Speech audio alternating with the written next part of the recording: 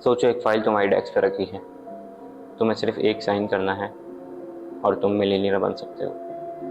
लेकिन अगर तुम ये साइन कर दो तो हज़ारों बच्चे बिना हाथ और पाँव के इस दुनिया में पैदा होंगे। ये कोई फिल्म नहीं बल्कि हकीकत है। एक ऐसी दवाई जिसकी वजह से 10,000 या शायद इससे भी कहीं ज़्यादा बच्चे बिना हाथ और पाँव के इस दुनिया में पैदा हुए।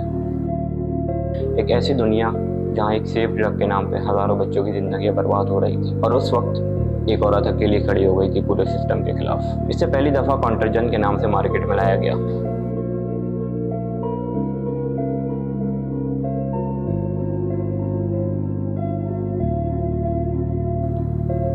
शुरुआत में तो लोग इसे सिर्फ स्लीपिंग पिल के तौर पर इस्तेमाल कर रहे थे, लेकिन बाद में कंपनी की तरफ से ये क्लेम किया गया कि यह मुख्तलिफ बीमारियों का इलाज करती है, जिसमें प्रेग्नेंट औरतों की मॉर्निंग सिकनेस भी शामिल थी।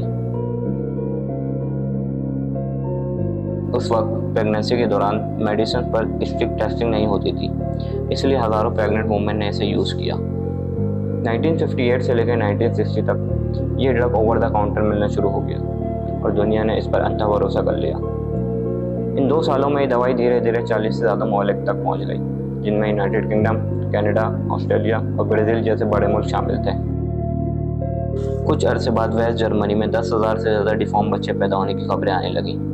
यानी किसी बच्चे का हाथ नहीं था, किसी का पाँव नहीं था, या किसी का तो पूरा चेहरा ही बिगड़ा हुआ था, जिसे फोकोमिलिया भी कहा जाता है। फोकोमिलिया एक बर्थ डिफेक्ट है जो जेनेटिक या कुछ ड्रग्स की वजह से होता है। यह लिम्स और बॉडी के दूसरे हिस्सों में मेलफॉर्मेशन पैदा करता है, जैसे कि लिम्स प्रॉपरली ग्रो ना होना, ब्रेन प्रॉब्लम, आंखों का ना होना, सुनने में कमी, अंधापन और भी बहुत सी अंदरूनी बीमारियां और मिसकैरेज का सबब बन सकती है। जब ये ड्रग की वजह से हो तो इसे थैलिडोमाइड सिंड्रोम कहते हैं। दुनिया भर के डॉक्टर इसी की तहकीक करने में लगे हुए थे कि इतने सारे बच्चे डिफॉर्म कैसे पैदा हो सकते हैं। 1960 में गुडनेंटल कंपनी ने अपनी इस दवाई को यूनाइटेड स्टेट ऑफ अमेरिका में अप्रूव कराने की रिक्वेस्ट भेजी। वहाँ मौजूद FDA food and drugs administration की एक मेडिकल ऑफिसर, जिसका नाम था फ्रांसिस ओल्डहम केल्सी। फ्रांसिस ने शिकागो से फार्माकोलॉजी में PhD की, फिर उसके बाद उन्होंने मेडिकल की डिग्री भी कंप्लीट की, जो कि उस वक्त बहुत अनयूजुअल था, ख़ास तौर पर औरतों के लिए। उन्होंने अपनी रिसर्च के दौरान ये भी जाना कि ड्रग्स किस तरह बॉडी को इफेक्ट करती है। फ्रांसिस के आगे जब थैलिडोमाइड की फाइल रखी गई तो उन्होंने देखा कि इस ड्रग के साइड इफ़ेक्ट का कोई प्रॉपर डेटा मौजूद नहीं है, और ना ही प्रेगनेंसी इफेक्ट का कोई डेटा मौजूद है, और लॉन्ग टर्म स्टडीज़ भी क्लियर नहीं है।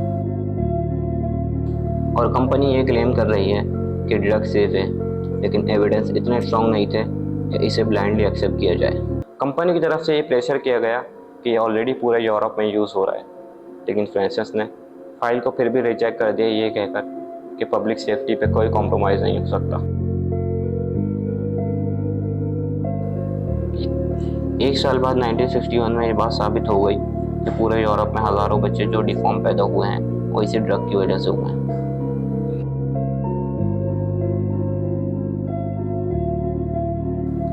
US में FDA ने इसको अप्रूव नहीं किया था, लेकिन अमेरिका ने फिर भी 875 लोगों पर यह दवाई टेस्ट करी, जिनमें प्रेग्नेंट वुमेन भी शामिल थी, और इसका नतीजा यह निकला कि अमेरिका में भी 17 बच्चे डिफॉर्म पैदा हुए।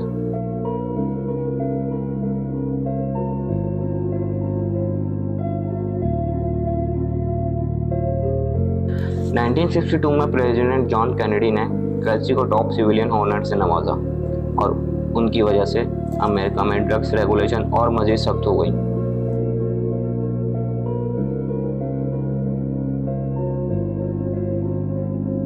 पर कुछ कंट्रीज में उसके बाद भी 3 महीने तक ये ड्रग सेल होती रही, और स्पेन में तो 1970 तक सेल होती रही।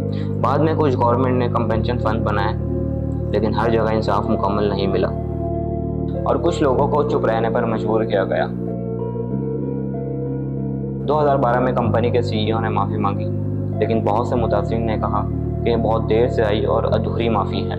आज भी ये ड्रग मुकम्मल तौर पर बंद नहीं हुई है। ये कैंसर और लेप्रोजी जैसे डिजीज़ के ट्रीटमेंट में बहुत कंट्रोल तरीके से यूज़ की जाती है। अगर फ्रांसिस उस वक्त इस ड्रग को अप्रूव कर देती तो शायद अमेरिका में भी आज बहुत सी जिंदगियां ज़ाया हो गई होती। इस कहानी में एक सबक ये भी है कि साइंस सिर्फ डिस्कवरी नहीं, जिम्मेदारी भी है। एक गलत फैसला लाखों जिंदगियां बर्बाद कर सकता है। इसके बाद कैल्सी ने एक सिस्टम डेवलप किया जो ड्रग मार्केट में पहुंचने के बाद ड्रग रिएक्शन को मॉनिटर करता था। उन्होंने अपनी ज़िंदगी के काफ़ी साल मेहनत से और जोश से FDA में काम किया और आखिरकार 90 की एज में रिटायरमेंट ले ली और वो 2015 में 101 साल की उम्र में इस दुनिया से रुखसत हो गई।